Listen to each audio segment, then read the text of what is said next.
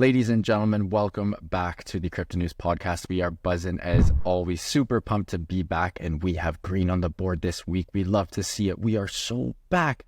Rachel, pumped to have you on. How are you? Looks like you're still in Paris, and wow, did you outdo me today? That is a sweet Prada shirt you got on. How are you? Thanks, Matt. Yeah, doing well. Still in Paris, still having fun, and excited to talk about crypto. I love it. You're dressing like a true Parisian, styling out of control. We love to see it. Folks, time for some price action. It is one of my favorite things ever when I wake up, and I'm sure everyone who's tuning in is the exact same as Rachel and I. You wake up, you pull up CoinMarketCap, you pull up CoinGecko, and you look at the charts. We have green across the board, which we haven't had in a couple of weeks, and boy, oh boy, do we love to see it. Bitcoin is up 11% on the week, hovering at around $67,500. ETH is up 9%. Sol is up 8%. Doge is up 16%. And memes have gone parabolic this week. We absolutely love to see it. It is so good to be back, folks. What a week. Time to jump right into it. Rachel, easily the biggest news of the week, because it has been a little bit of a slow one, but easily the biggest news. Vitalik dropped the bomb again. We have the surge that just came out, Ethereum's roadmap for the new layer 2. Yeah, let's talk about it. So Vitalik Buterin unveils the surge roadmap for Ethereum layer 2. Basically, it aims to scale Ethereum to over 100,000 transactions per second while ensuring decentralization, security, and enhanced performance. This next phase builds on Ethereum's current roll-up-centric strategy, but also acknowledges some unique challenges emerging as the network evolves. The Surge roadmap comes after the Dinkan upgrade earlier this year, which introduced scaling improvements like blobs to reduce transaction fees and increase data efficiency on layer 2 networks. Love the language, blobs. So much good terminology in that little snippet there. ETH really does need this, and hopefully Vitalik and the team can make this happen. Moving forward to some political stuff, as we are, I think not even 20 days, 18 days, Rachel, away from the election. Pretty bananas, especially for you Americans. Again, I'm just a Canadian sitting on the sideline, but then again, it does have a huge impact on me. Polymarket data shows that Trump is leading by over 10 points now in the presidential race. Trump now leads with a 55% chance of winning the presidency in November compared to Harris's 45%. And this also marks a massive shift from earlier September, where Kamala Harris actually held the advantage. After we record, I'm sure more news will come out. Kamala was on Fox News, I want to say last night, and that did not go well. It was a bit of a gong show, so I assume that will change even more. Pretty wild stuff. Moving forward, Trump's Liberty Token crypto project gained over 100,000 signups ahead of its launch, Rachel. Absolute crazy news. Tell us more about this. Yeah, so let's talk about this. So Donald Trump's crypto project, World Liberty Financial, has reportedly garnered more than 100,000 signups ahead of its token launch on October 15th. The platform, which positions itself as a decentralized finance initiative, is set to release its Ethereum-based ERC20 governance token, WLFI or WILFI, offering users various DeFi functionalities, including borrowing, lending, and stablecoin transactions. So after the token launch, things slowed down as expected, but we are still not sure why Trump even launched this coin. I don't get it either, Rachel. It seems like he's got a lot more to lose than gain. He's already filthy rich. It's not like he has any problems funding his campaign. Seems like a lot more risk than reward to me, but then again, I am not Trump and I am not in his party. C'est la vie. Moving forward, YouTuber MrBeast, who is always in the news for good things and for stuff like building wells for poor kids in Africa, has now been accused of making millions from low-cap token pump-and-dump schemes. Investigations have revealed that MrBeast has earned over $10 million from promoting low-cap tokens, more specifically purebred pump-and-dumps. According to the investigation conducted by crypto sleuth Soma XBT, MrBeast participated in various DEX offerings, also known as IDOs, and token promotions for many projects, including Superfarm, Polychain Monsters, Split, and others, with some tokens dropping as much as 90% in value after MrBeast's exit, making a perfect example of this pump and dump scheme. Not too much follow-up has been released in regards to this, but I'm sure a lot more will be released later on.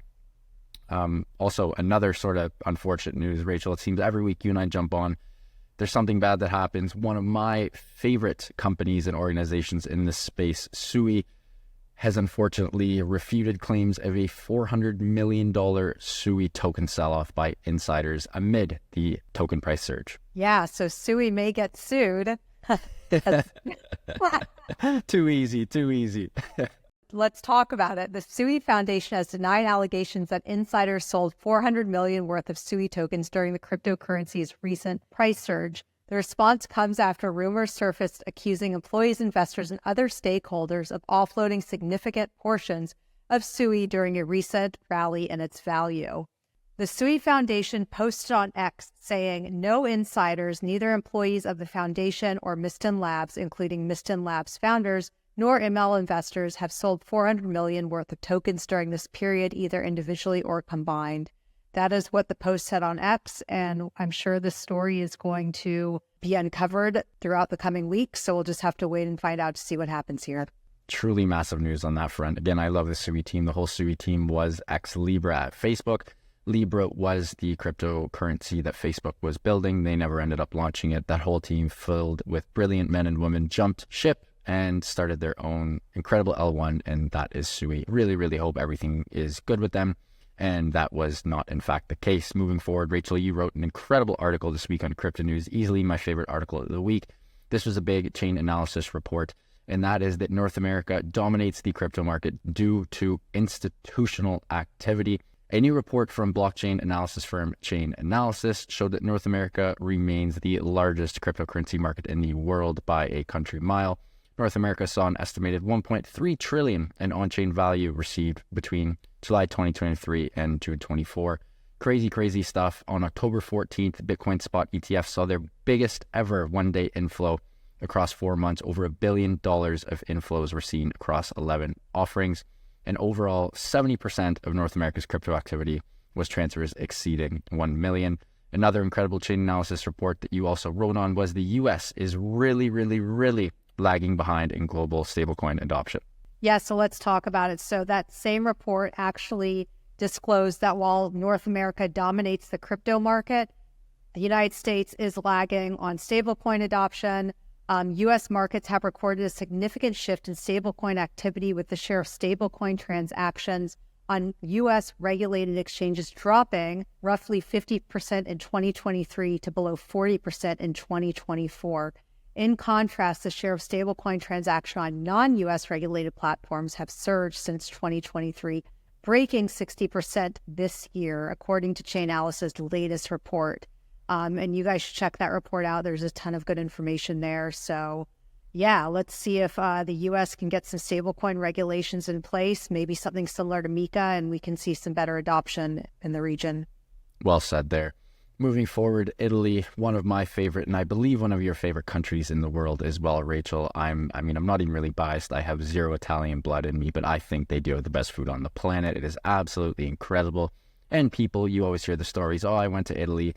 I was an absolute lard for a week. All I ate was pasta and pizza, and I didn't gain weight. My gluten intolerances didn't flare up. We love to see that. But what do we not love to see? Italy plans to increase crypto cap gains tax to 42%.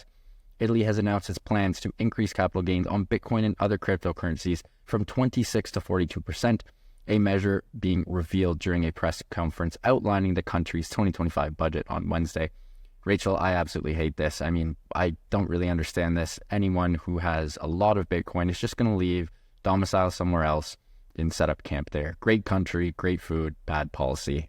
What can you do about that?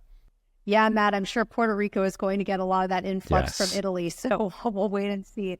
Another interesting story of the week is about Go Token. A lot of AI capabilities involved here, so I'm going to let you talk about that. So take it away. Guys, one of the biggest stories of the week, absolutely incredible. I'll give the quick sort of TLDR here. Mark Anderson, one of the most famous investors of all time, invested $50 million in Bitcoin into this AI/crypto-based company and project. The AI launched its own token. It trained itself on mimetic influence, on mimetic schematics, a bunch of memes, so on and so forth, and also taught itself how to launch a token on the Solana blockchain. And this was called GOAT. GOAT, of course, is greatest of all time. And this was behind Truth Terminal, an AI bot that has a shitposter personality on CT. And this was A16Z, which is obviously Mark Andreessen's venture capital firm, invested into the AI. Truth Terminal gets around 3,000 to 5,000 new followers every single day, and this shit posts are absolutely hilarious. And people think that this is literally strictly an AI and there is no human involved. Present day, this has hit a $250 million market cap, which is absolutely insane. I don't know if it is truthfully all AI. There very well could be a person running this. We will never actually know. But it's pretty wild to think that an AI has created $250 million in market capitalization. Absolutely wild stuff, Rachel. And folks, that wraps up this week's Cryptonews Weekly Roundup. We really hope you enjoyed this one. Incredible week, lots of green on the board. Let's hope we keep this momentum going into the 2024 presidential election. We will see you on the next one. Rachel, great to see you as always. Again, looking fly as hell today with that Prada Milano shirt, making me look bad. Can't wait to see you on the next one. Thanks, Matt. Yeah, thanks everyone. See you guys next week. See you guys next week. Ciao.